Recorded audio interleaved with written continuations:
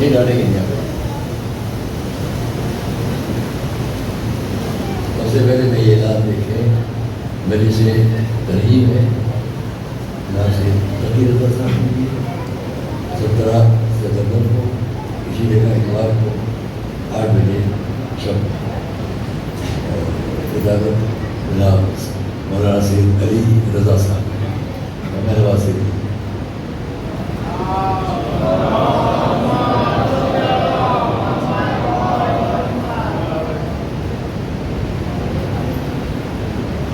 سب سے پہلے میں آپ حضرات سے درخواست کروں گا کہ جناب سید غلام مصطفیٰ صاحب مرحوم جناب سید اجازت حسین صاحب مرحوم کے لیے ایصال ثواب فرمائیں اور تمام مرحومین مومنین و مومنات کے لیے.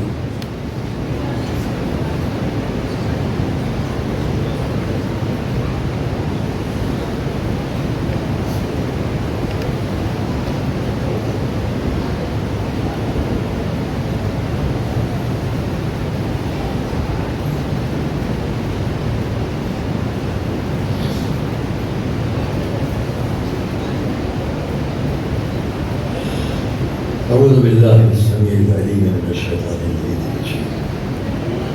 بسم اللہ الرحمن الرحیم. الحمد للہ رب العالمین والصلاة والسلام علی اشرف الانبیاء والمرسلین سیدنا و نبینا و شفیعنا ابی القاسم محمد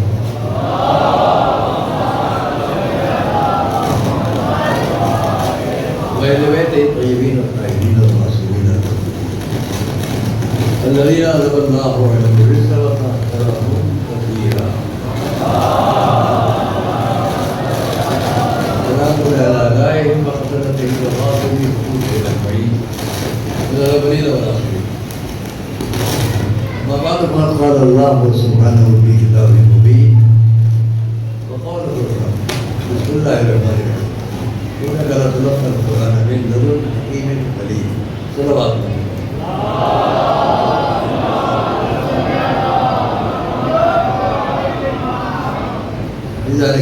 میں شروع میں کہتا ہوں اس عزاخانے میں پہلی بار حاضر ہوں اور یہ احساس ہوا کہ وہ تمام بزرگ جو عزائے امام مظلوم نے اپنے شوق اور اشتیاق کے ساتھ جلال نیسم صاحب ہمارے ایک مصرع کو تضمین دیکھ رہے تھے. عشق کا اظہار میں اظہار ہونا چاہیے. یہ حسینیہ بھی اسی کی نمائندگی کرتا ہے جہاں پر آپ بیٹھے کہ جن لوگوں کی محبت عزائے امام سے ہے کہاں کہاں اپنے نشانات اپنے نقوش قائم نہیں کیے ہیں. آپ کو بہت اچھا لگا. صلوات میں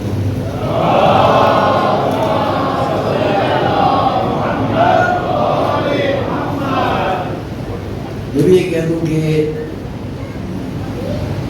میری بھی مجبوری ہے.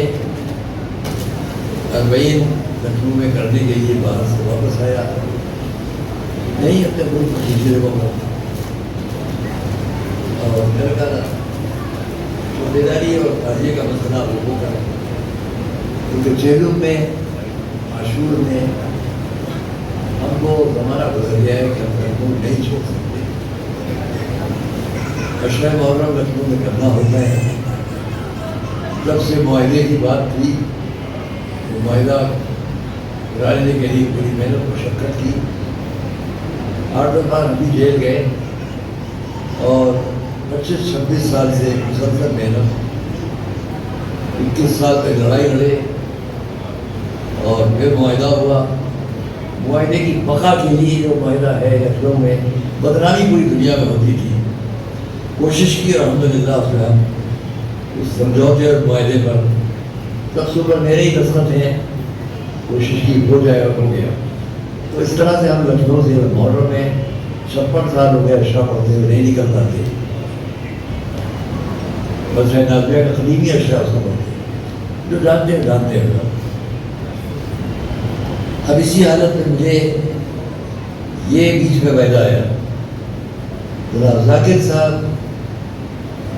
انہوں نے جس محبت سے اور ان کے ساتھ ہمارے شاگردوں کی طرح ایک بہت بڑے عالم ہیں عراق میں، انہوں نے وہاں سے کہا. پھر خود ان کے ہمارے ذاکر صاحب کے جو قریبی سب سے زیادہ دنیا میں رشتہ دار ہو سکتے ہیں، ان کی بات بھی بیچ میں تھی. تو میں اس وعدے کے لیے اس لیے حاضر ہونا ضروری تھا کہ کل مجھے شام سے ممبئی کے پروگرام میں 10-12 دن تک اطراف میں مہاراشٹرا میں بھی بس آنا جانا تو اس سے صحت محسوس نہیں ہے. مشکلات کے ساتھ وعدے پورے کرنا پڑتے ہیں. اب یہ بیٹے ہیں جنہوں نے کہا کہ بہت چھوٹے سے کبھی ہم نے ممبر سے ان کو ڈانٹا تھا، ہم کو تو اتنا ہی انہوں نے یاد دلا دیا جو ہمارے لیے بہت اچھا ہے کہ یہ ہمارے لیے ان کا پیار. ساکھنی کے سلسلے میں بھی میں کہہ دوں کہ ہماری کمسنی میں بہت شروع میں ہم نے بہت کچھ ساکھنی میں جاتے تھے، مدرسے پڑھتے تھے. مولانا وزیر حسن صاحب کو مسلمین کے سلسلے ہمارے ساتھ ہوتے تھے. اور دہلی میں بھی یہاں خانہ ساکھنی کے حضرات ہیں 3 بجے سے ہر سال ہم پڑھ چکے ہیں. مولانا شفیق حسن صاحب ہمیں بہترین خطیب عالم مقرر، ان کا ان کے والد کا 40واں مرنے میں ہم گئے تھے ساکھنی، اور وہاں 25 دن کرونا میں ICU میں رہ کر نکلے تھے. ابھی ذکر ہو رہا تھا کہ ان تاریخوں میں اپریل 21 میں بہت لوگ گئے. اس سے ذرا کچھ بڑا حال میں میں اکیلا تھا اور ایک مریض وہاں سے ایرا میں مجھے وہیں رکھا گیا. میں اکیلا اس کونے میں رہتا تھا، اس کونے میں مریض میں وہاں. تو وہاں سے واپس ہوئے تھے، زیادہ عرصہ نہیں گزرا تھا کہ ساکھنی میں مجلس پڑھنا پڑی.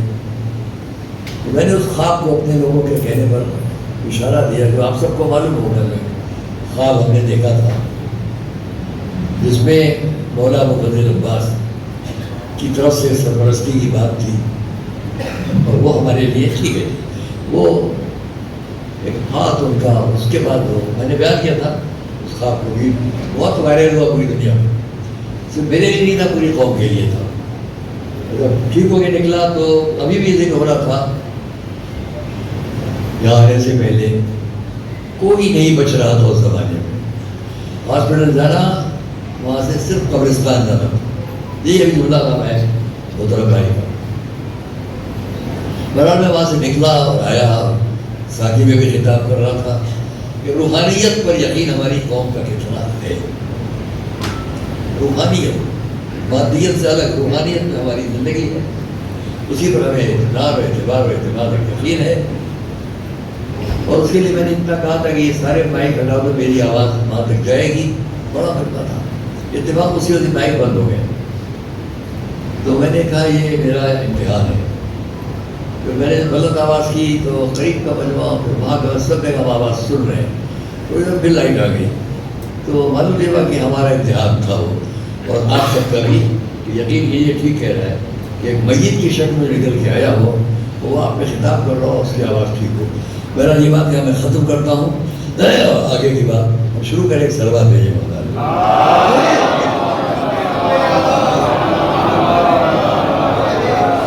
ہزار گرامی. یہ مجلس بھی ہماری طرف کھڑے ہو کر بولو، کھڑے ہو کر، کھڑے ہو اب کو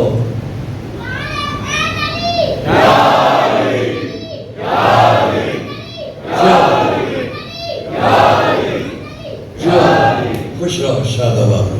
تو عزیزان گرامی، ہم یہاں سے 2-3 میسیج ہیں بس جو آپ کے سامنے پیش کرنا ہے. مجلس کا مقصد جو مجلسی ہوئی اعتبار ہوتا ہے، بہترین مفاد یہ ہے کہ اس بزرگ کو جو دنیا سے چلا گیا، ذاکر صاحب کے والد، ان کو میں ایصال ثواب اگر کر سکتا ہوں تو اسی شان میں کہ ان کی روح کے شاد ہونے کے لیے ہم اپنے اس مجموعے کو سامنے 2-3 میسج دے دیں. اس طرح کا وقت نہیں ہے، پھر کبھی موقع ہوگا انشاءاللہ حاضر ہوگا. وہ میسج بہت ضروری ہے میرے بچوں کے لیے، اور جہاں تک میری بچیوں میں کوئی آواز آ رہی ہو وہ بھی اس کو سنیں اور غور سے سنیں. ان کو اپنے کالج میں، اپنے اسکول میں، اپنی جگہ سابقہ پڑھے گا اور سابقہ پڑھتا رہتا ہے رات کو. تو دونوں کے لیے میں ایک جواب دوں گا جو آپ پیش کر سکتے ہیں، میری ذمہ داری پر اس کو آپ پیش کریں گے. اس کے علاوہ مجھے ایک دوسرا میسج بھی دینا ہے. یہ مجلس کیا ہے، 2-3 میسیجز ہیں، پیغام ہیں جو اپنے بچوں کے نام. میں جوانوں کا نوجوانوں کا مجموعہ زیادہ دیکھ رہا ہوں، اس لیے میں ان کو یہ کہوں گا. پہلی بات تو میں آپ کو ایک میسج دوں گا کہ لفظ کفر کیا ہے، اس سے آپ کو کیسے بچنا ہے، اس الزام سے آپ کو کیسے بچنا ہے وہ میں بیان کروں گا. نمبر 2 میں یہ بھی بیان کروں گا کہ آج عزاداری میں یہ مجموعہ دنیا میں جہاں جہاں ہے اس میں یہ جوش و خروش، یہ جذب، یہ شوق کیوں ہے، اس کو برقرار رکھو. جس وجہ سے ہے اسے باقی رکھو، آگے تک کام آئے گا. یہ 2 باتیں تو ضروری ہے کہ میں آپ سے کہوں گا. مناسبت مجلس کیا ہے اس کو ذہن سے ہٹاتے ہوئے میں یہ 2 باتیں آپ سے کہہ دے جاؤں. تو بہت کم موقع ملتے ہیں کہ ہم آپ تک پہنچ سکیں اور آپ ہم تک آ سکیں. عزیزان گرامی، پہلی بات آپ سے بہت جلدی میں کہہ دوں، اگر کوئی شخص بھی آپ سے یہ کہتا ہے، چونکہ میں نے قرآن کریم میں سورہ نمل کی پہلے یہ کہہ دوں، جس آیت سے بات شروع کی اس میں کہا گیا ہے کہ اے رسول آپ نے اس قرآن کو اس سے پایا ہے کہ جو بڑا علم والا ہے اور بڑا حکمت والا ہے.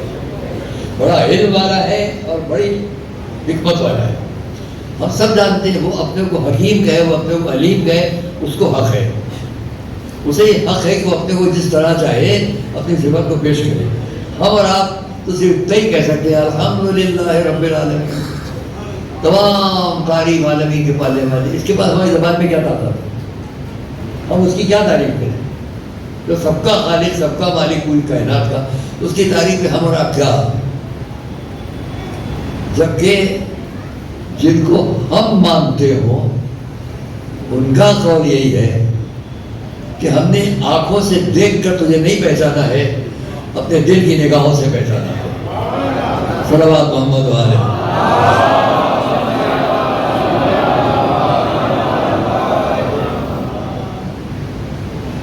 عزیزان گرامی، آئیے ہم اس پر کہیں گے کیونکہ عام طور سے ہمارے ملک میں اور ہمارے ملک میں لوگوں کا یہ نئی انداز، یہ غیر ملک ممالک سے انتہائی بدتر ذہنیت رکھنے والوں نے ایکسپورٹ کیا ہے اور ہمارے ملک میں اس کو برآمد کیا گیا، امپورٹ کیا گیا. سب نے نہیں، چند لوگ، اور اس کو بہت بڑے پیمانے پر قرآن کریم سے نکال کر پیش کیا جاتا ہے. قرآن کریم کے لیے اس نے کہا کہ یہ ہم نے اے رسول آپ کو دیا ہے اور آپ نے اس کو پایا ہے، اِنَّكَ لَتُلَقَّى الْقُرْآنَ، تم نے اس قرآن کو پایا ہے من لدن حکیم علیم، حکیم رب سے، اس سے جو حکیم ہے اور وہ جو علم والا ہے.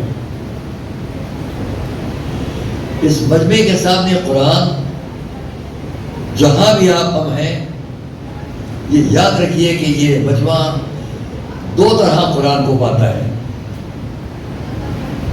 ہاں، ہم سب 2 راستوں سے اس قرآن کو پاتے ہیں.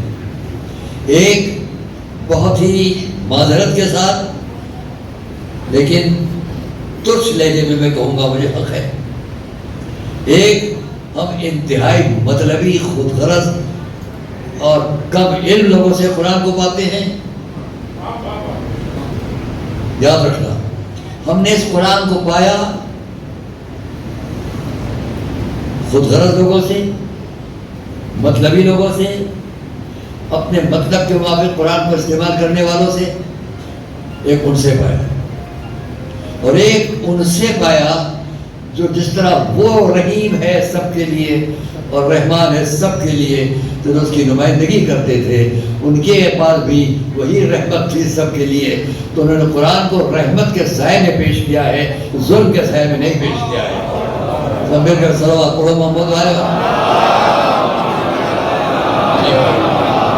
میں نے آپ کے آپ کے سامنے اشارتاً ایک بات کہی ہے، تفصیل بھی لو تو اشرا چاہیے، واقعی میں سمجھ سکتا ہے۔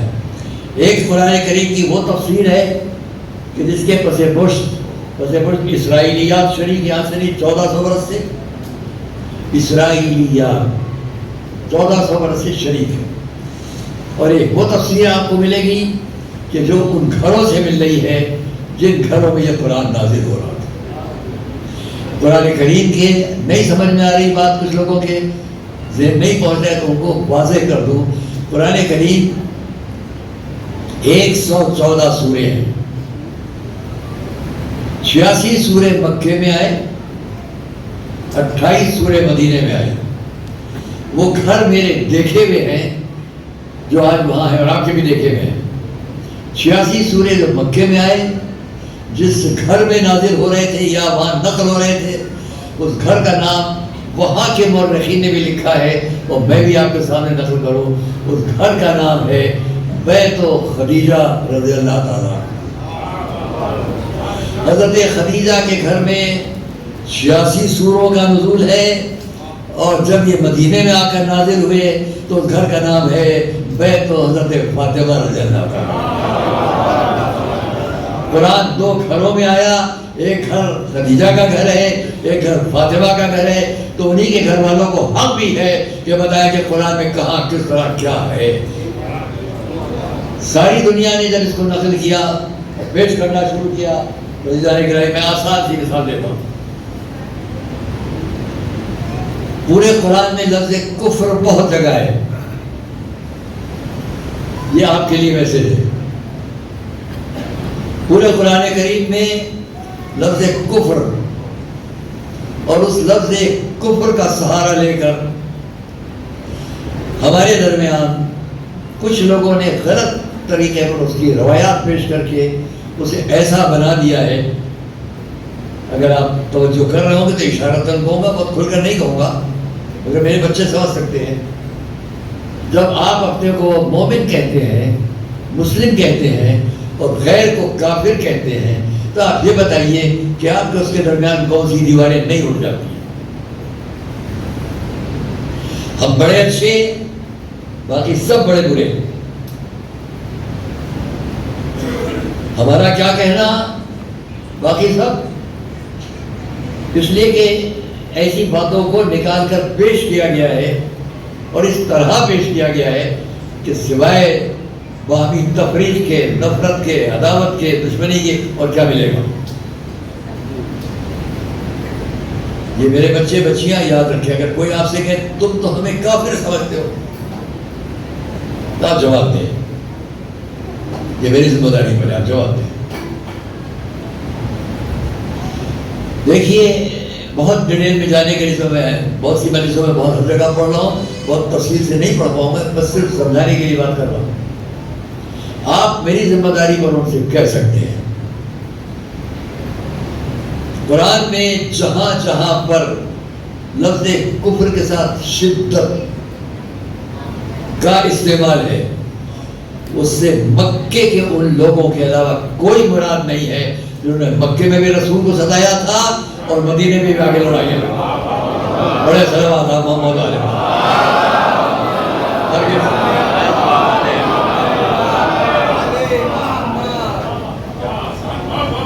یہ نہ سمجھیے گا کہ میں نے خطابت میں کہہ دیا، جوش میں کہہ دیا، میں ثبوت پیش کرتا ہوں۔ کوئی یہ نہ کہے کہ مکے کے ان جو قرآن کو اس ظاہری طور پر نازل ہوئے 1458 سال ہوئے،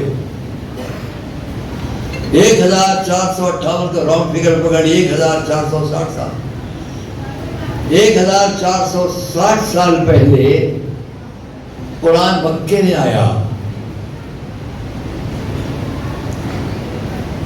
وہاں سے حضور نے 13 سال کے بعد ہجرت کر کے مدینے آ گئے۔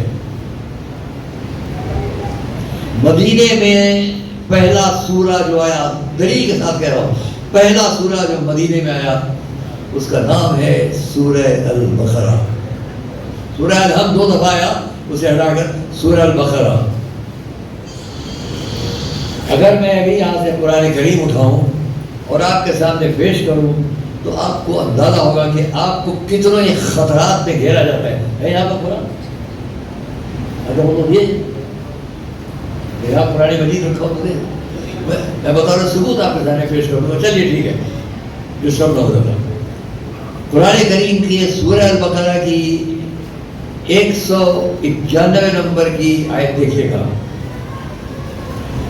اس میں کہ بیچ کا فقرہ دیکھیے گا. اس بیچ کے فقرے سے پہلے اور بعد کی بات بھی ضرور پڑھ لیجیے گا. پھر بیچ کا فقرہ پیش کر کے یہ کہا جاتا ہے دیکھیے دیکھیے یہ حکم ہے ہمارے لیے. وہ نقل کروں تو خامخواہ ذہنوں میں تشدد کی کیفیت پیدا ہوگی، اس لیے میں اس کو نہیں نقل کروں گا، آپ پڑھ لیجیے گا. اگر وہ بیچ کا فقرہ پیش کیا جائے تو کتنا خطرناک ہے. جب پہلے کی بھی پڑھ لو بات، بعد کی بھی بات پڑھ لو تو بات واضح ہو جائے گی. وہاں یہ کہا گیا ہے اے رسول اب آپ بھی ان لوگوں کو ویسے ہی نکالیں حیث اخرجوکم، جیسے کہ انہوں نے آپ کو نکالا. میں پورے ہندوستان مکے سے باہر کے تمام دنیا کے انسانوں سے پوچھتا ہوں کیا تم نے رسول کو ابھی نکالا تھا؟ تو جو ہے کیا کوئی ہے دنیا میں کہنے والا ہاں ہم نے رسول کو نکالا؟ جنہوں نے نکالا ہو وہ خطاب ہوں گے کہ آپ بھی ان کو ویسے ہی نکالے جیسے انہوں نے آپ کو نکالا. ہمارے بھارت کے لوگوں نے تو آنے والوں کو اپنے جگہ پر جگہ دی، سہارے دی، آؤ ہمارے درمیان رہو. یہ آج کی بات نہیں ہے، میں 500 سال کی بات ہمیشہ اس لیے کہہ دیتا ہوں ذہنوں میں کی بات نہ رہ پائے، کیونکہ ہمیشہ مغل امپائر اور یہ امپائر وہ امپائر، ان سے میں ایک بات بیچ میں کہہ دیتا ہوں. مغل امپائر 550 سال میں ختم ہو جاتا ہے. 550 سال اوپر نہ بابر ہے، نہ ہمایوں ہے، نہ اکبر ہے، نہ جہانگیر ہے، نہ اورنگزیب ہے. 550 سال اوپر ان میں سے کوئی نہیں ہے ہمارے بھارت میں. کون ہے؟ 550 سال سے 300 سال اوپر اور جاؤ، 809 سال 808 سال ہوتے ہیں. اسی ملک کے اندر کون آیا؟ وہ کس طرح آیا؟ کیا فوج لے کر آیا؟ لشکر لے کر آیا؟ جماعتیں لے کر آیا؟ اکیلا تھا. گلے میں قرآن لٹکا ہوا تھا، بازو میں ایک مسلح تھا اور ایک چھڑی ہاتھ میں تھی، ایک لٹیا جس سے وہ پانی وانی پی سکے. اس شخص کا نام تھا جو 800 سال عمر ہے. 500 سال زیادہ ہے یا 800؟ فوجوں کا معاملہ 500 سال کے اندر ہے. یہ جو اکیلا شخص اس ملک میں آیا تھا جس کا پورے ملک پر اثر ہے، اس کا نام ہے شاہ معین الدین چشتی. یہ بتاؤ کہ ہمارے ملک میں تلوار لے کر آنے والا پہلے تھا یا شاہ حسین کہنے والا پہلے تھا؟ صلوات محمد والے محمد پر.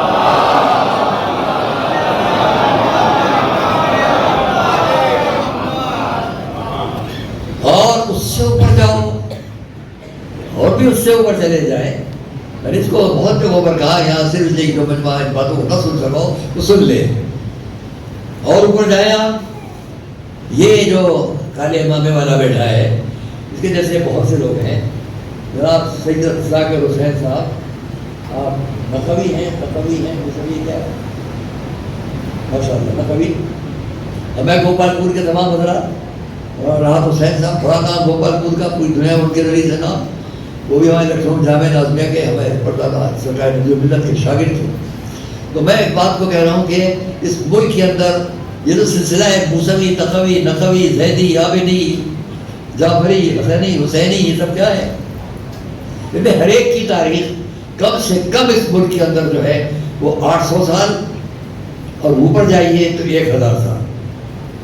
1000 سال زیادہ ہے کہ 500؟ جب 1000 سال زیادہ ہے تو یہ جو آج اپنی اصلی نام کے ساتھ، اپنے اصلی نام کے ساتھ بیٹھا ہوا ہے تقوی، تو اس ملک کے لوگوں نے مجھے کیوں نگم نہیں بنا دیا؟ مجھے کیوں واجپئی نہیں بنا دیا؟ مجھے کیوں سنگھ نہیں بنا دیا؟ 1000 سال سے میں اپنے آباء و اجداد کے نام کے ساتھ یہاں زندہ ہوں، موجود ہوں۔ اس کا ملک یہ مطلب یہ کہ اس ملک کے لوگ ظلم پر یقین نہیں کرتے تھے، محبت و اخلاق پر یقین رکھتے تھے۔ صلوات محمد علیہ وسلم۔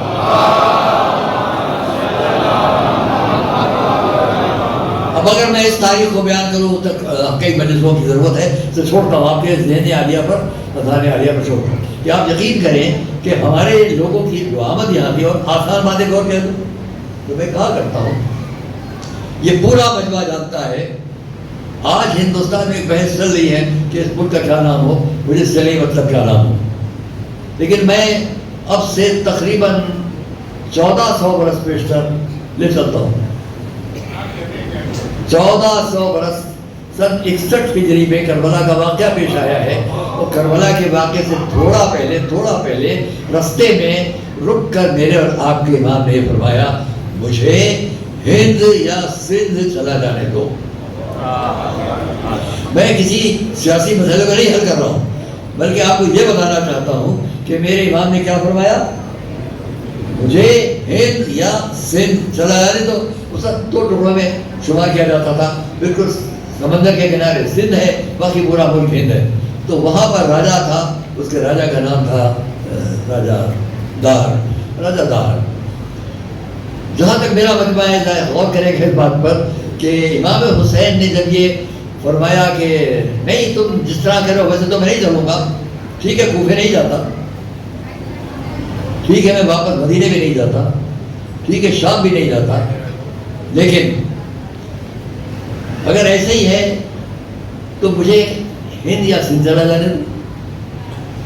دوستوں عزیزوں کا خیال تو کرو، یہ کس نے کہا؟ اکیلے نہیں کہا، اپنے لیے، اپنے پورے گھرانے کے ساتھ تھے،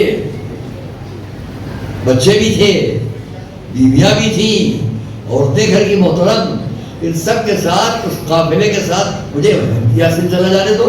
میں اس کو اس لیے پیش کر رہا ہوں، اس 1400 برس پیشتر اس ملک کے اندر کوئی مسجد تھی، کوئی امام باڑہ تھا، کوئی مدرسہ تھا، کوئی ہماری قوم کا قبیلہ تھا، کوئی خاندان تھا ہماری ملت اور ہماری قوم کا؟ نہیں تھا۔ اور جہاں سے نکل کر آنے والے تھے وہاں مکہ تھا، کعبہ تھا، حرم رسول تھا، مدینہ الرسول تھا، مسجد النبوی تھی، اس سے آگے بڑھ کر ہمیر، ایران، لبنان، ہر جگہ آثار اور نشانات موجود تھے۔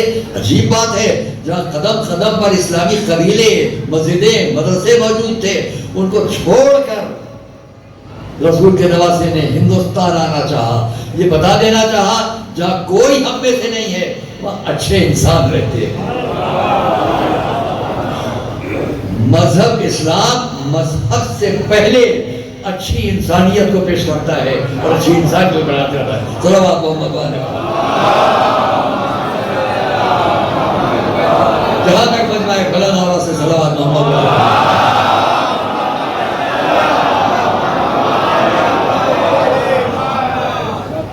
میں اس تفصیل کو اب آگے نہیں بیان کروں، بہت سی باتیں میں نے آپ سے کہنا چاہیے، تھوڑا سا وقت ہے، تو آئیے ہم یہ کہیں لفظ کفر، آئیے ان کو ثابت کرتے ہیں۔ بس اسی بات پر بات تمام ہے، اس موضوع پر، اس میسج پر جو میں نے اپنے بچوں سے کہا ہے کہ آپ سے کوئی کہے، کہیں کہے، آپ ہمیں کافر سمجھتے ہیں، آپ ہمارے قرآن میں یہ، قرآن میں وہ، ان کا آپ میری ذمہ داری پر اگر نہ معلوم ہو تو میرا نمبر کسی سے بھی لے لیجیے گا، اسے کہ مجھ سے بات کریں۔ میں نے پوری ریسرچ کی ہے، پوری تحقیق کر کے، بہت محنت کر کے میں اس بات کو پیش کر رہا ہوں۔ ہمارے ودین ماشاء اللہ منور صاحب تشریف فرمائے، یہ تصدیق کریں گے اور بھی اللہ وہ فقیرین یہاں تشریف فرمائے۔ دیکھیے قرآن کریم کے میں نے آپ سے کہا 114 سوروں میں سے 86 سورے مکے میں آئے، 28 سورے مدینے میں آئے، 86 اور 28 114 ہو گئے، 86 سورے جو مکے میں آئے۔ میں اپنے اس مجمع کی آخری فرد سے بھی پوچھتا ہوں کہ جو مدینے میں آیا ہے سورہ، وہ سب سے پہلا سورہ کیا ہے، اور سب سے پہلے سورے میں سب سے پہلی بار لفظ کفر آیا ہے۔ اب یہ میں پوچھتا ہوں آخری شخص سے بھی کہ مدینے میں جو سورے آئے ہیں کیا مکے کے سوروں کی کوئی تردید کریں گے، کنٹراڈکشن کریں گے؟ مکے میں جو 86 سوروں میں جو لفظ کفر آیا ہو، مدینے میں جب حضور آ گئے ہیں 13 سال کی تبلیغ اور اعلان نبوت کے بعد مدینے آ گئے. مدینے میں آنے کے بعد جب پہلی بار یہاں لفظ کفر آئے گا تو کیا یہ لفظ کفر مدینے کے لفظ کفر کی تردید کرے گا یا تائید کرے گا؟ یاد رکھیے گا، مولا علی کا اپنے خطبے میں یہ واضح لفظوں میں قرآن کے کلمے کو پیش کرنا ہے. القرآن یفسر بعضہ بعضا، بعض قرآن کی تفسیر کرتا ہے.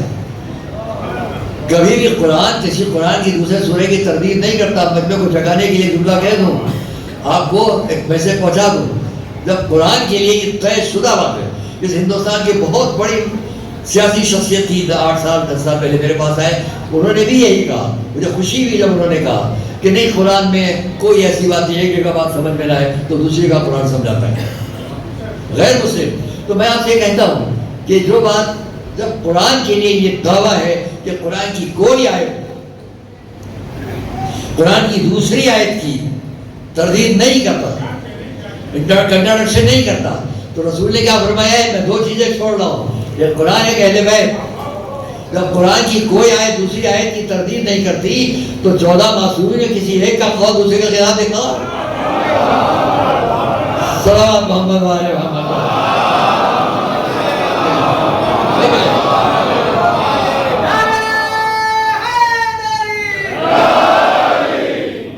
نہیں ملے گا. اور پھر یہیں پر اسی خطبے میں مولا علی نے فرمایا ان القرآن ظاہر و انیق و باطن و عمیق لا تفنى عجائب ولا تنقضي غرائب ولا ترسم ظلمات الا به. میں ایک جملے سے تعلق ہے میرا. ان القرآن ظاہر و انیق و باطن و عمیق.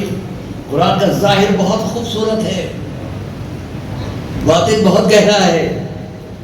دہلی میں رہنے والوں، آپ مجھے بتائیں گے کسی نے کبھی تجربہ کیا ہے جمنا کتنی گہری ہے؟ جمنا کی گہرائی وہی بتائے گا جو پانی میں جاتے تھے نہ ڈرے. ورنہ جانے گا کہ اگر جائے گا جمنا میں گہرائی کا پتہ لگا خود چلا جائے گا. دریا کی گہرائی وہی بتاتا ہے جو اس کا پیراک ہو. مولا نے کیا فرمایا؟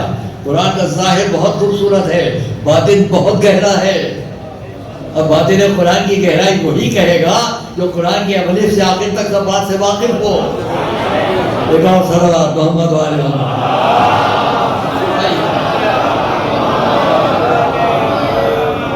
بہت کم ہے، میں جلدی اس بات سے آپ تمام کروں. آئیے نہیں سمجھا جس طرح سے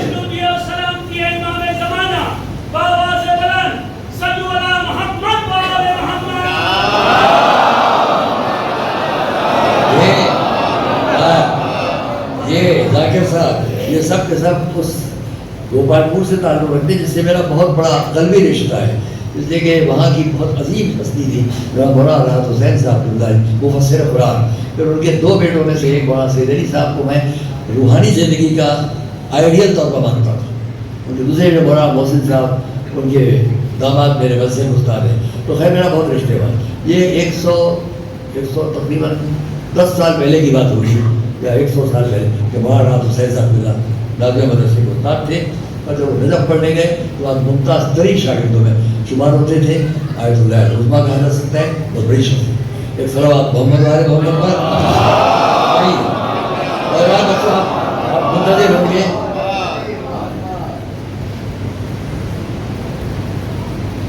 وہی میں دیکھ رہا ہوں کہ اذان کا وقت 1 بجے، اس سے پہلے انشاءاللہ اس کو رباب کریں گے بات. پھر بھی اچھا ہے وقت. چلے پھر بھی میں اس بات کو تمام کر دوں آپ کے سامنے. بچے منتظر ہوں گے. دیکھیے کوئی بھی شخص غیر مسلم دنیا میں کہیں بھی ہو، اس کو پورے یقین سے میں کہتا ہوں کہ لفظ کفر مکے سے مدینے تک 114 سوروں میں 23 سال میں جو آتا رہا ہے اس کو سن لو. اس میں مراد آپ لوگ نہیں ہیں، ساری دنیا کے لوگ نہیں ہیں. اور سمجھانے کے لیے بیچ میں جملہ پھر کہہ دو، میری طرف دیکھیں گے آپ تو آپ کی سمجھ میں آسانی سے بات آ جائے گی. یہ میرا ہاتھ ہے، یہاں پہ ایک چھوٹا دائرہ بنائیے اور ایک بڑا دائرہ بنائیے. یہ ایک چھوٹا دائرہ ہے یہ ایک بڑا دائرہ ہے. حضور اور ان کے اہل بیت اطہار، ائمہ معصومین اور علماء حق، اس چھوٹے دائرے میں انہوں نے کیا لکھا سمجھانے کے لیے کہہ رہا ہوں. چھوٹا دائرے پر کیا لکھا ہوا ہے اور بڑے دائرے میں کیا لکھا ہے. یہاں لکھا ہوا ہے کفر، یہاں لکھا ہوا ہے ایمان. یہ وہ تعلیم تھی جو قرآن کریم کی روشنی میں حضور خمسہ نجوہ، حجتِ پاک، 14 معصومین، بعد کے ان سے متمسک اصحاب، علماء، سب نے پیش کیا. پر یقین سے کہہ رہا ہوں یہاں چھوٹے دائرے میں لکھا ہے کفر، بڑے دائرے میں لکھا ہوا ایمان. سمجھانے کی بات کر رہا ہوں. لیکن جو اس در سے وابستہ نہیں تھے، جو قرآن کریم کی تفسیر اپنے مطلب کے ساتھ کرنا چاہتے تھے یا نہیں معلوم تھا ان کو، اس کا رزلٹ یہ نکلا. یہ چھوٹے دائرے پر جو کفر لکھا تھا یہ بڑے دائرے پر لکھ دیا گیا، وہ بڑے دائرے پر جو ایمان لکھا ہوا تھا اسے چھوٹے دائرے پر کر دیا. اب سمجھانے کی جملہ کہوں، بس میں مومن باقی سب کافر. اگر آخر تک بات پہنچی سب مل کے صلوات پڑھیں محمد.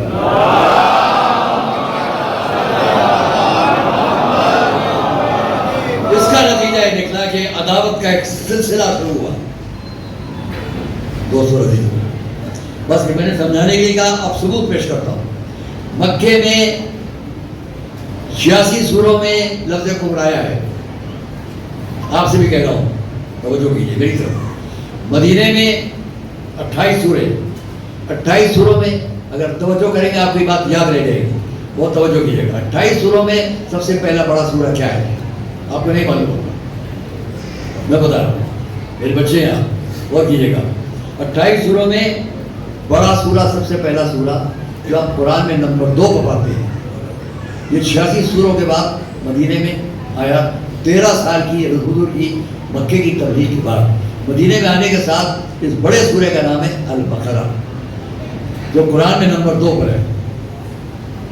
اس قرآن کے نمبر 2 کے سورے کی الف لام میم ذالک الکتاب لا ریب فیہ ھدی للمتقین الذین یؤمنون بالغیب ویقیمون الصلاۃ ومما رزقناہم ينفقون وما انزل الیک وما انزل من قبلک وبالآخرۃ هم یؤمنون اولئک الذین هداهم من ربهم واولئک هم المفلحون.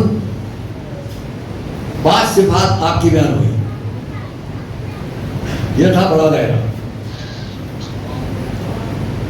اب ایک صفت آئی جو مسلم نہیں ہے.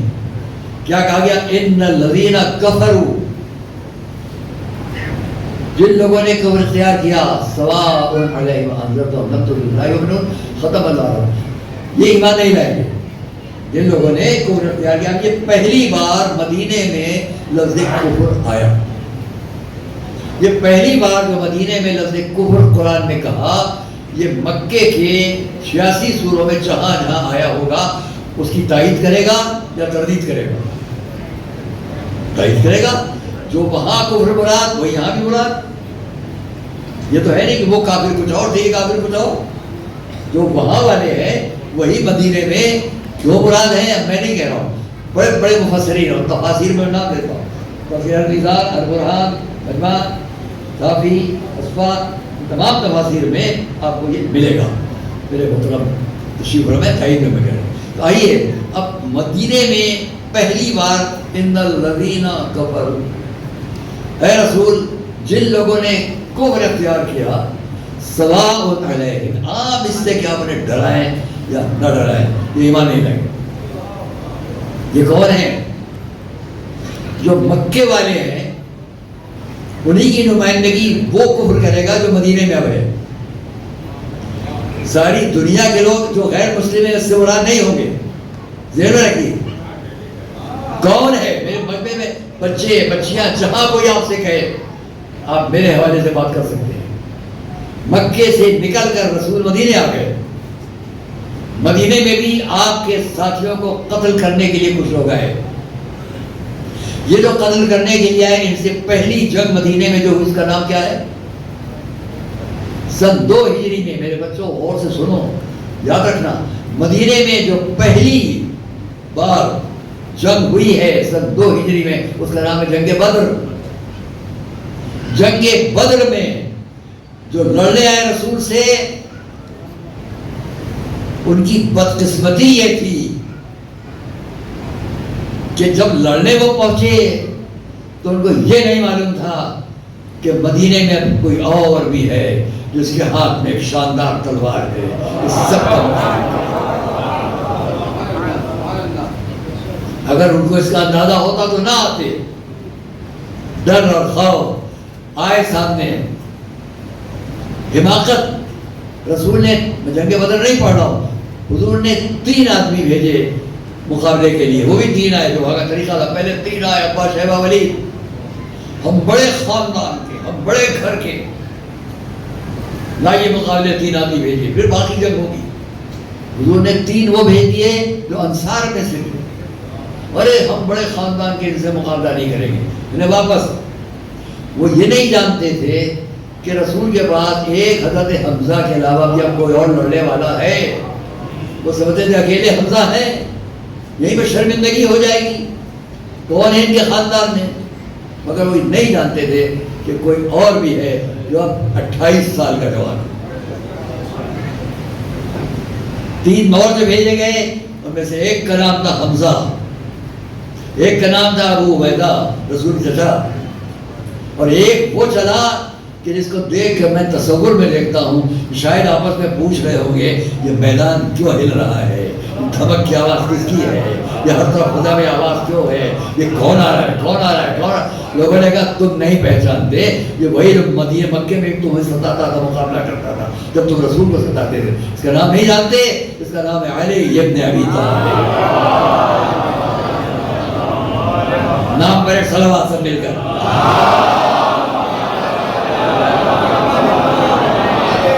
جو سامنے کھڑے ہوئے ہیں یہ کون ہیں؟ جو سامنے کھڑے ہوئے ہیں یہ ابو جہل کا خاندان ہے. وہ اس کے گھر کے 4 لوگ اور عتبہ شیبہ ولید حنظلہ عقبہ بنا. میں بات تمام کر رہا ہوں. جب یہ سب آئے کس کی تلوار سے سب قتل ہوئے؟ ایک مولا علی کی تلوار سے. جب قتل ہوئے تو سارے مفسرین و مورخین نے لکھا ان الذین کفروا، جن لوگوں نے کفر اختیار کیا. یہاں پر قرآن میں جو لفظ کفر آیا ہے اس سے مراد ابو جہل اور اس کے گھر والے ہیں. اور اگر بات سمجھ میں آ گئی تو صلوات سب مل کر پڑھیں. سب نے لکھا ابو جہل، اس کے گھر کے عتبہ شیبہ اکرمہ حنظلہ، یہ لوگ. تو ان کے علاوہ پوری دنیا میں کوئی اپنے کو مخاطب نہ سمجھے. جہاں جہاں قرآن جب لفظ کفر آئے تو میں بڑے ادب سے کہتا ہوں جو چادر مکے کے ان مخالفین کے لیے بنائی گئی تھی اس چادر کو ہم اپنے اوپر نہ اوڑھیں. جو مراد ہے وہ مراد ہے. ابھی یہاں پر جنگ بدر میں بہت بڑی باتیں ہیں، اس کو چھوڑتا ہوں. یہ بات یہ کہ تمام آخری بات دوسرا میسج یاد رکھیے گا. جہاں موقع پھر سے دوہرا رہا ہوں، ریپیٹ کر رہا ہوں، دوبارہ دہراتا ہوں. جہاں کوئی بھی لفظ کفر کی بات نکال کر بات کی جاتی ہے کہ ان کو قتل کرو، جہاں پاؤ قتل کرو، گھیر کے گھیر بیٹھو، آپ نہیں ہیں. مراد آپ نہیں ہیں، کیونکہ آیت کا پہلا بھی پڑھ لی آخری پڑھ لی. اسی طرح جس طرح اس سورہ ویسے ہی سورہ توبہ کی 9ویں آیت 5ویں آیت کو پیش کیا جاتا ہے، وہاں پر بھی 6ٹھی آیت بھی پڑھوا لیجیے گا. میں اس وقت نہیں میں قرآن نکال کے پیش کرتا، آپ دیکھ لیجیے گا سورہ توبہ. وہاں پر بھی آپ کو یہی ملے گا کہ جو لوگ آئے مقابلے پر ان کے ساتھ کیسا سلوک ہونا چاہیے. اب میں دوسرا میسج دینا چاہتا ہوں. ایک صلوات محمد والے.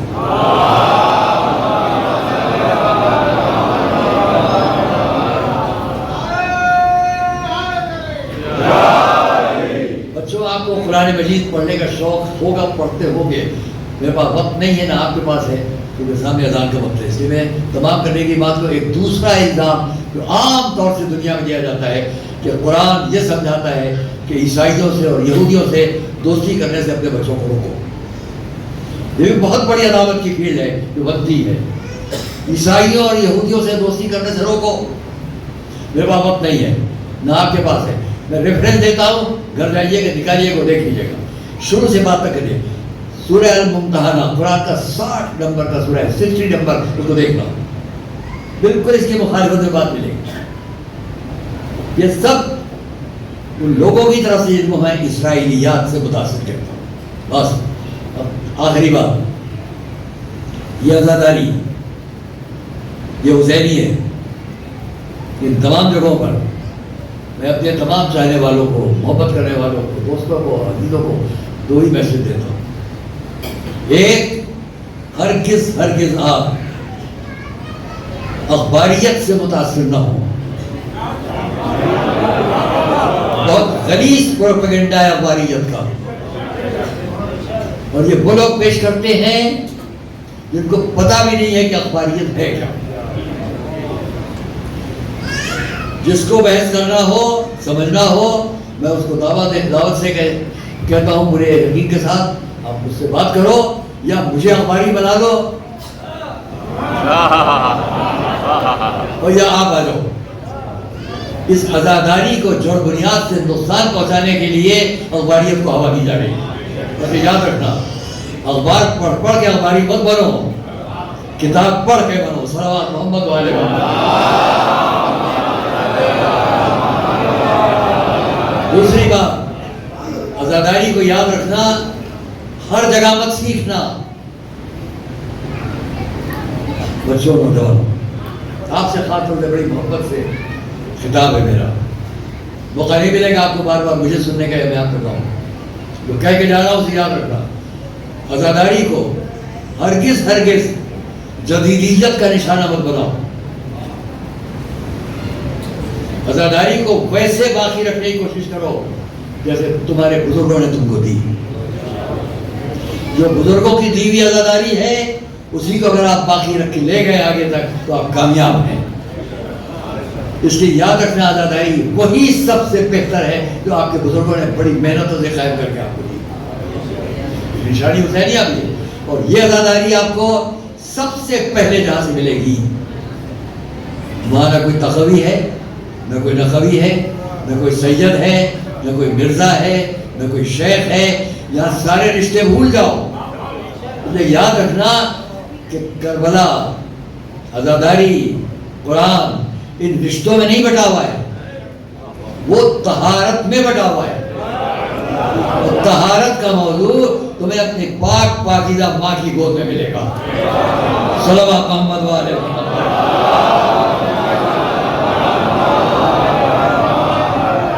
ماں کی آغوش سے باہر جا کر دوسروں سے عزاداری مت سیکھنا۔ میں نے بھی اگر سیکھا یا حسین تو اپنی ماں کی دوش پر بیٹھ کر، تو میں اگر جذبے سے آپ سے کہہ رہا ہوں، لیکن بہت پڑھا ہے دنیا کے ایک کونے سے دوسرے کونے سے، بہت سفر کیے میں نے، لیکن یہ بات میں ہر جگہ کہتا ہوں، اتنے بڑے مجمع کے ساتھ میں اللہ سے بات کر رہا ہوں، ہرگز دنیا میں کسی سے متاثر نہ ہو۔ اس لیے کہ آپ سب کے سامنے عقیدہ پہلی شے، اور عقیدہ آپ کو جو ملا ہے وہ طہارت کا عقیدہ ملا ہے، پاکیزگی کا عقیدہ ملا ہے۔ انما یرید اللہ لیذھب عنکم الرجس اہل البیت ویطہرکم تطہیرا۔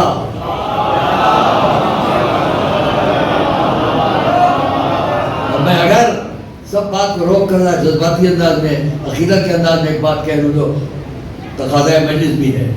یاد رکھو، یہ آیت قرآن کریم کی 4 آیات میں سے پہلی آیت کا آخری حصہ ہے، پوری آیت نہیں ہے، لیکن اس مجمع کے لیے اور اس مجمع سے متاثر اس عقیدے کا مجمع ساری دنیا میں جہاں بھی ہے، وہ 2 آیتوں کے بارے میں یہ نہیں پوچھتا یہ پوری آیت ہے کہ مختصر، یہ پوری آیت ہے ایک ٹکڑا اس کا، ایک آیت قُلْ لَا أَسْأَلُكُمْ عَلَيْهِ أَجْرًا إِلَّا الْمَوَدَّةَ فِي الْقُرْبَى۔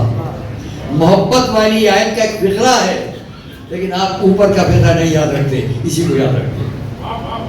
جو یاد رکھتے ہیں لیکن جانتے ہیں ہمیں اسی سے غرض ہے، ہم محبت اہل بیت والے ہیں، ہم باقی بات سے کیا مطلب، اس کو بھی ہمارے ذہن میں رکھنا ہے۔ دوسری آیت تطہیر، بات یہاں سے نہیں شروع ہوئی ہے، وَقَرْنَا فِي بُيُوتِكُنَّ وَلَا تَبَرَّجْنَا تَبَرُّجَ الْجَاهِلِيَّةِ الْأُولَىٰ وَأَقِمْنَا الصَّلَاةَ وَآتِينَا الزَّكَاةَ وَأَطِعْنَا اللَّهَ وَرَسُولَهُ إِنَّمَا يُرِيدُ اللَّهُ لِيُذْهِبَ عَنكُمُ الرِّجْسَ أَهْلَ الْبَيْتِ وَيُطَهِّرَكُمْ تَطْهِيرًا۔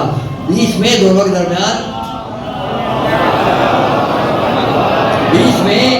کے درمیان ایک وقف مطلق کا توئے بنا ہوا ہے جو بتا رہا ہے یہ سرحد کچھ اور ہے، یہ سرحد کچھ اور ہے۔ تو جہاں سے لفظ طہارت آیا اس کو آپ نے اپنایا ہے. یہ طہارت کہاں سے ملی؟ اس عقیدے سے ملی جو در فاطمہ زہرا سے وابستہ تھا. اے صلوات محمد علیہ.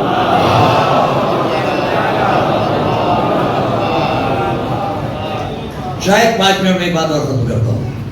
اس لیے گھریلو زندگی میں ہرگز اپنی محبت کرنے والی عزادار ماں سے بغاوت نہ کرو. یہ بغاوت آگے کی زندگی تک نقصان پہنچائے گی. یہ اطاعت آگے کی زندگی تک کام آئے گی. یاد رکھو. اور اس کا میں ایک ثبوت رسول کی ایک حدیث سے دیتا ہوں. بچوں سے سوال کر سکتا ہوں. جہاں پوچھا گیا دیکھو اذا ناداک ابوین واجب، اگر تم کو ایک ساتھ ماں باپ دونوں پکار لیں، اگر ماں باپ تم کو ایک ہی وقت میں ایک ساتھ پکار لیں، میں یہاں بیٹھا ہوں، وہ آخری بولا، وہاں ماں باپ بستر پر لیٹے ہیں، دونوں نے ایک ساتھ پکارا، آپ کسے پہلے جواب دیں گے؟ ماشاءاللہ یہی سب کہیں گے ماں کو پہلے. اگر میں یہ پوچھوں کیوں تو اس کا جواب میں دوں گا. ماں باپ نے ایک ساتھ پکارا، رسول نے فرمایا اگر دونوں ایک ساتھ نادا، دونوں ایک ساتھ ندا دے دیں، دونوں ایک ساتھ پکار لیں، تو خود فرمایا بھائی جو آپ نے کہا تو عجب امک، پہلے ماں کو جواب دو. اب میں اس میں ایک توجیہ پیش کرتا ہوں، کیوں پہلے ماں کو جواب دو؟ جب ہم اس دنیا میں آئے روتے ہوئے آئے، کچھ مطالبہ کر رہے تھے، سب سے پہلے ہماری پکار کا جواب کس نے دیا تھا؟ صلوات محمد علیہ محمد.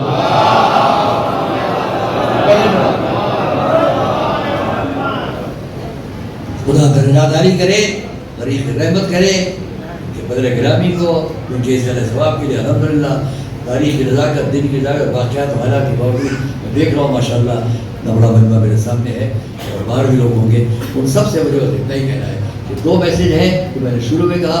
ایک لفظ کفر کے سامنے مت پریشان ہو، فوراً جواب دیں. ہرگز مکے کے لوگوں کے علاوہ جو باتیں باقی اور جو باتیں وہ بعد میں ہم کسی کر سکتے ہیں اور کوئی بڑا. نمبر 2 ہماری عزاداری جو کچھ ہم کو ملی ہوئی ہے اس کو باقی رکھیں، اپنے گھر کے لوگوں کے ان بزرگوں کے عطیوں سے جو رکھتی ہے. یہ ہماری آپ کی آگے تک کامیابی کی دلیل ہے. اور اب آئیے آپ سے کہیں عزیزان گرامی، میں جانتا ہوں کہ ایک لفظ یا حسین جو اتنا اہم ہے، پہلی بار اس انداز میں دوسری بات آپ سے کہہ دوں، جو اتنا اہم ہے اس لیے کہ ساری دنیا کے لوگوں کی شجاعت اور بہادری کا اظہار ان کے بازوؤں کی قوت سے ہے، ان کی تلوار کی طاقت سے ہے، شمشیر سے ہے، نیزے سے اور اسلحہ سے. بہادرانہ دہر کا، شجاعت کا اظہار، بازوؤں کی قوت، اسلحات میں. دیکھیں حسین وہ ہے جس کی شجاعت کا لوہا ساری دنیا نے مانا. تو اس لیے مانا ان کا عزم کیا تھا، ان کا ارادہ کیا تھا، ان کی کیفیت کیا تھی، اور صبر کے ساتھ ان کا جواب تھا. اس کا ثبوت پیش کر رہا ہوں. غور کریں اس شخص کی شجاعت اور بہادری پر جو اپنے پورے قافلے اور پورے خاندان کے ساتھ ایک زمین پا کے ٹھہر جاتا. میں اس تفصیل میں نہیں جاؤں گا. شب عاشور آ گئی، شب عاشور بھی گزر گئی. بہت جلدی بات کرنا ہے. شب عاشور بھی گزر گئی، صبح عاشور آئی. اب کسی شخص کے قلب کی قوت کا اندازہ کرو. دیکھا اپنے جوان بیٹے کو، بیٹا اذان کا وقت ہے،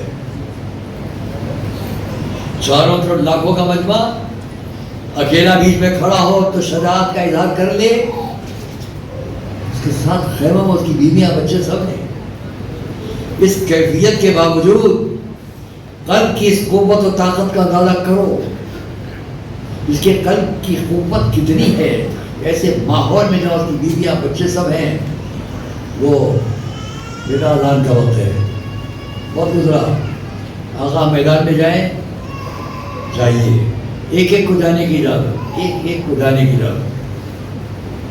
جو گیا آقا آخری سلام، 71 لاشوں کو، معمولی لاشیں نہیں ہیں، کوئی بچپن سے ساتھ میں رہا ہے، کسی کو گود میں کھلایا ہے، کسی کو دوش پر بٹھایا ہے، اور سب سے بڑی بات، اس شجاع اور اس بہادر انسان کو خیموں تک جا جا کے ایک ایک کے سامنے اس کے قریبی کو پیش کرنا ہے۔ لے ام فرما، یہ آپ کے بیٹے کی لاش ہے پامال، زینب یہ آپ کے دونوں بچوں کی لاش ہے۔ آئیے آخری بات، کتنی قوت قلب ہے، کون اس کی مثال لا سکتا ہے؟ بازوں کی خالی طاقت کی بات نہیں، یہ قلب کی قوت کتنی ہے۔ آئے، کیوں رو رہے ہیں آپ لوگ؟ آپ نے آواز بلند کی، بچے نے گہوارے سے خود کو گرا دیا۔ میں جس جز کی طرف آپ کو متوجہ کروں گا، مسائل بھی ہیں لیکن توجہ دلانے کی بات نہیں۔ لیا بچے کو، اب آپ توجہ کریں گے اس بات پر کہ ایک باپ نے ایک ماں سے اس کے بچے کو لے لیا، یہ جو لے کے جا رہا ہے یہ امام وقت ہے، یہ جانتا ہے یہ بچہ اب واپس نہیں آئے گا، مگر ماں تو نہیں جانتی۔ ماں اپنے بچے کو دے رہی ہے، آپ کی آواز سن کے گہوارہ سے گرا دیا ہے، اکیلی خود نہیں کھڑی ہے، سب ساتھ میں ہیں، اور بیویاں ساتھ میں ہیں۔ بچے کو لیا، مقتل کی طرف گئے، اس کی پیاس کو بیان کیا۔ اتنا اہم تھا یہ واقعہ میرے دوستوں اور عزیزوں کہ کربلا میں امام حسین نے آپ کو اس موقع پر یاد کیا، ساری دنیا کے آنے والی نسلوں کو یاد کیا۔ شیعتی لیتکم یوم عاشوراء جمیعا، کاش تم سب کربلا میں ہوتے، تنظرونی، اور تم دیکھ رہے ہوتے کیفاس تسقیل طفلی، میں نے اپنے بچے کے پیاسے بچے کے لیے کیسے پانی مانگا، انکار کر دیا۔ منظر کو نہیں پیش کروں گا، وقت بہت کم ہے۔ ہاں اتنا ہوا کہ باپ نے بیٹے کو زمین پر لٹا دیا، جلدی ریت پر لٹا دیا، میں ہٹا جاتا ہوں تم پانی پلا دو۔ پھر زمین سے اٹھایا، گھوڑے سے اترے نہیں، جھکے جھکے زمین، میں نے روایت دیکھا زمین کی طرف جھک کر بچے کو اٹھایا، گود میں لیا۔ بیٹا خفا نہ ہونا، میرا دل کہتا ہے یہ فرما رہے ہوں گے، بیٹا خفا نہ ہونا کہ میں نے تم کو جلتی ہوئی ریت پر لٹا دیا۔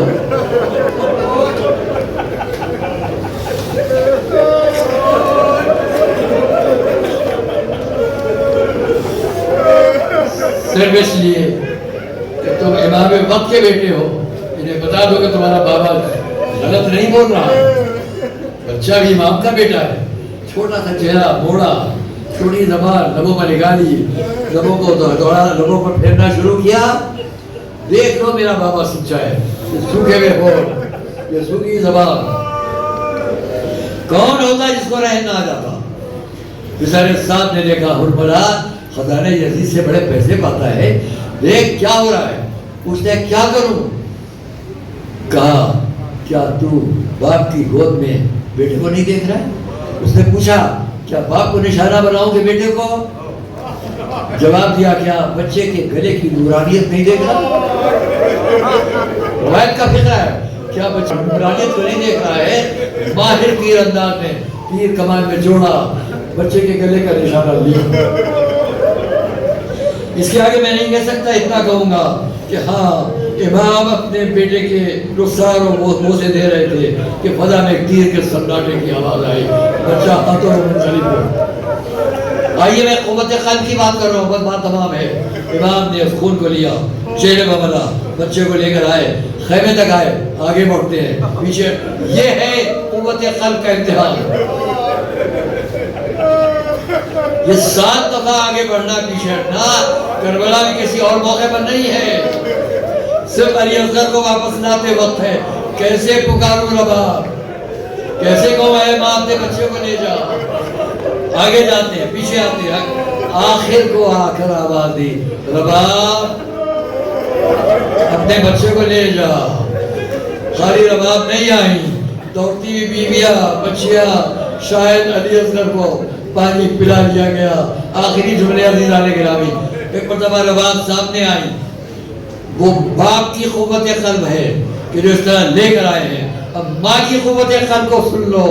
ایک مرتبہ آئیں، خیمے کا پردہ ہٹا، آقا کو سامنے دیکھا، اتنا پوچھا، کیا پوچھا؟ آقا یہ آپ کے چہرے پر خون کیسا ہے؟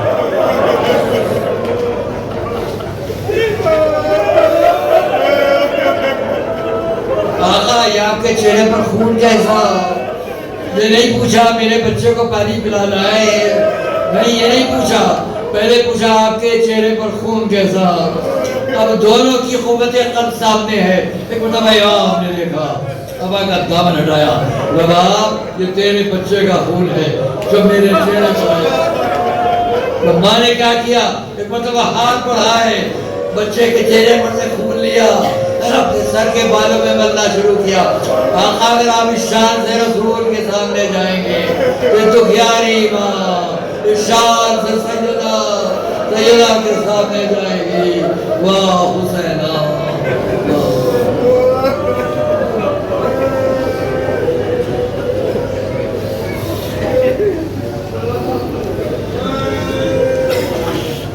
آپ دعا مذرات سے